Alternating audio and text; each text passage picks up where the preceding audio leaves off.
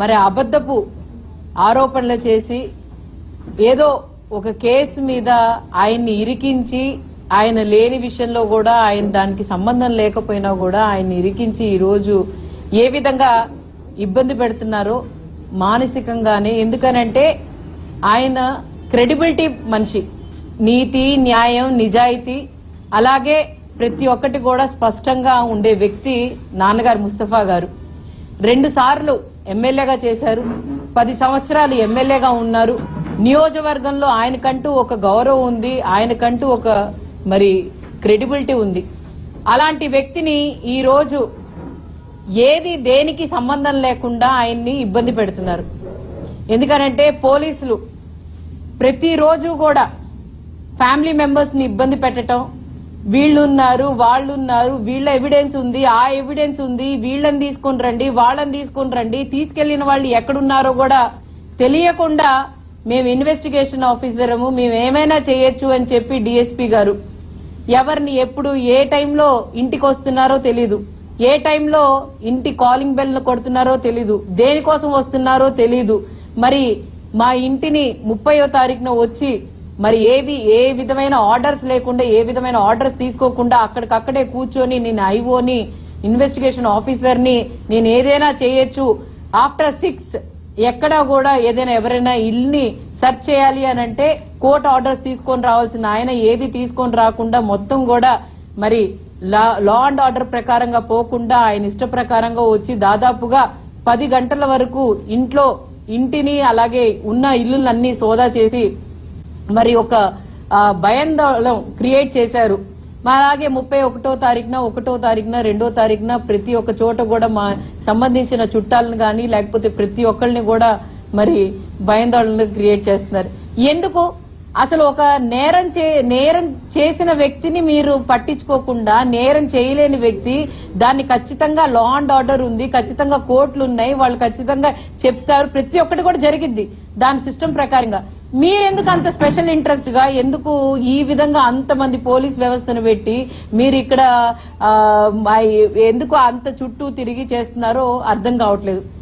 దీనిలో ఇంకో విషయం నిజంగానే బాధాకరమైన విషయం ఏంటంటే ముస్తఫా గారి మీద ఈ విధమైన మరి ఆరోపణలు కనిపిస్తే మీకు రివార్డ్ ఇస్తామంట. ఆయన ఏమైనా క్రిమినలా, ఆయన ఏమైనా స్మగ్లరా, లేకపోతే ఆయన ఏదైనా నేర చరిత్ర ఉన్న వ్యక్తా? ఆయన మీద ఒక్కటి కూడా క్రిమినల్ కేసు లేని వ్యక్తి, అంత ప్యూర్ అయిన వ్యక్తి మీద ఈ రోజు మీరు ఈ విధంగా మరి ఈ విధమైన ఇది పెట్టి పేపర్లో యాడ్లు ఇచ్చి, ఇది పేపర్ యాడ్ కూడా కాదండి. ఒకవేళ పోలీసులు ఒకవేళ యాడ్ ఇవ్వాలి అనుకుంటే they have some rules and అది ఒకటి ఉంటది వాళ్ళకి. మరి అదంతా లేకుండా ఇది నార్మల్ గా ఒక మరి పేపర్ వాళ్ళు ఈనాడు పేపర్ వాళ్ళు ఈ విధమైన రాయటం కరెక్టా అని చెప్పి నేను ప్రజల్ని అడుగుతున్నాను. మైనారిటీలు అంటే ఇంత చులకననా? మైనారిటీ ఎమ్మెల్యేగా చేశారు, ఆయన్ని మీరు ఏ విధంగా మరి ఎలాగైనా ఆయన్ని ఇబ్బంది పెట్టాలనే కదా, ఏ విధమైన మానసికంగా శ్రమ పెట్టాలి. లేకపోతే ముస్తఫా గారి మీద ఇప్పుడు కూడా ఏది కూడా ఒక మచ్చ కూడా లేదు, ఆయన మీద మచ్చ వేయాలి అని అంటే ఆయన ఈ విధంగా చేస్తేనే అయ్యిద్ది అని చెప్పి అనుకుంటున్నారా? మరి ఈ కూటమి ప్రభుత్వంలో ఇదేనా మీరు చేయడానికి వచ్చింది? ఒక పోలీస్ వ్యవస్థ అంతా దీని గురించి పనిచేస్తుందా అని అడుగుతున్నాను. ఏం పోలీసులకి ఇదొక్కటే ఉందా? మరి ఏలూరు నుంచి వచ్చి ఇక్కడ కూర్చొని డిఎస్పీ గారు, సిఐ గారు, ఇక్కడున్న లోకల్ సిఐ గారు ప్రతి ఒక్కళ్ళు కూడా కోర్టులో న్యాయస్థానంలో జరగాల్సిన పనులన్నీ జరుగుతున్నాయి. ఖచ్చితంగా దాని గురించి సమాధానం వచ్చి ఖచ్చితంగా ప్రతి ఒక్కటి కూడా బయటకు వచ్చింది. ఎక్కడ కూడా ఎఫ్ఐఆర్ లో కూడా ఒక కరెక్ట్ గా నేను ముందు నుంచి చెప్తున్నాను, ఎఫ్ఐఆర్ లో ఏది కూడా వాస్తవం లేదు. ఖచ్చితంగా ప్రతి ఒక్కటి కూడా బయట తీసుకొని వస్తాం. కాకాని స్టేషన్ లో ఉన్న ప్రతి ఒక్కటి సీసీ కెమెరాలో ఫుటేజ్ లో ఇదవుతుంది. అలాగే నేను ఒకటి అడుగుతున్నాను, 7:30కి కాకాని స్టేషన్ లో వీళ్ళందరూ తీసుకెళ్లి అంటే మా బయస్ అలాగే సూరిబాబు వాళ్ళ కొడుకు మొత్తం కలిసి 7:30కి స్టేషన్ లో తీసుకెళ్తే 10ంటికి నూజివీడు స్టేషన్ లో మరి అక్కడ ఎఫ్ఐఆర్ కట్టారు.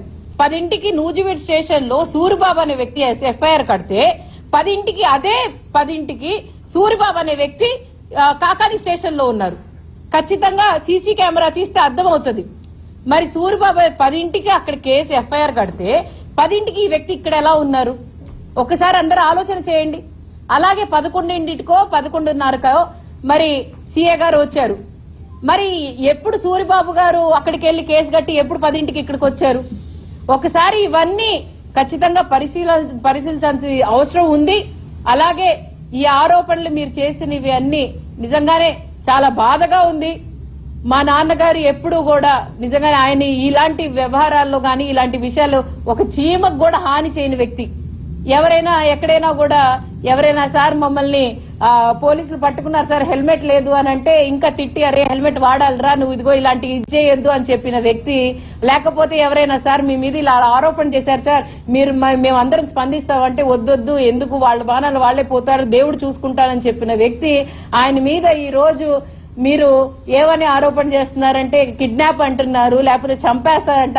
ఆయన నోట్ల నుంచి రాని మాటలు ఆయన అనుకోలేని మాటలన్నీ మీరు ఆయన మీద ఈ రోజు రుద్దుతున్నారు అని అంటే నిజంగానే మీ కక్ష ఏ విధంగా పీక్స్ కి చేరినట్టు అర్థమవుతుంది. ఇదే ఎక్కడా కూడా రుజువులు లేవు ఏమీ లేవు, ఏదో రుజువులు ఉన్నా ఉన్నా కూడా కోర్టులో చూసుకుంటామని చెప్తున్నాము, అన్ని చేస్తున్నాము. అయినా కూడా మీరు ఈ దాదాపుగా 1 వీక్ నుంచి కుటుంబాన్ని మాత్రం నిజంగానే మానసికంగా ఇబ్బంది పెడుతున్నారు. మా ఇంట్లో ఆడవాళ్లు ఉన్నారు, మైనారిటీ లేడీస్ ఎంత సెన్సిటివ్ మ్యాటర్ కి ఎంత సెన్సిటివ్ గా ఉంటారు.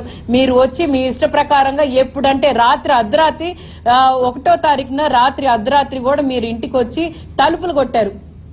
దాదాపుగా బెల్ కొట్టి అపార్ట్మెంట్ లో ఉన్న సీసీ ఫుటేజ్ లో ప్రతి ఒక్కటి కూడా రికార్డ్ అయి ఉంది.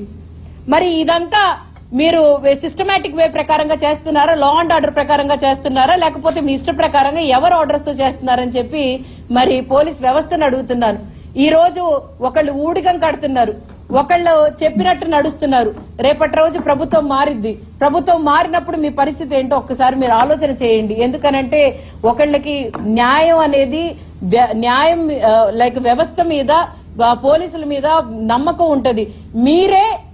మీరే ఒక క్రిమినల్ కో లేకపోతే మీరు ఆరోపణ చేసి క్రిమినల్ కి మీరే సహకరిస్తున్నారు. ఎందుకంటే సూరిబాబు అనే వ్యక్తి మీద ఎన్నో క్రిమినల్ ఆరోపణలు ఉన్నాయి. ఆయన మీద మీరు చూసుకుంటే ముందు చీటింగ్ కేసులు అన్ని ఉన్నాయి, ఆయన్నే ప్రోత్సహిస్తున్నారు.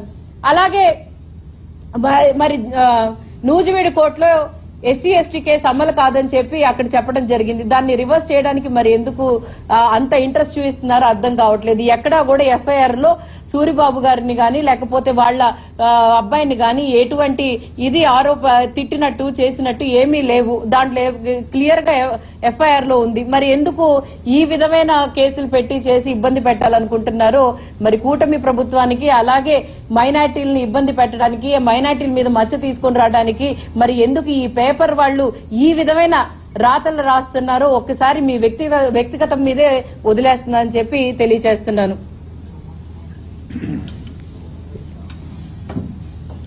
ఈరోజు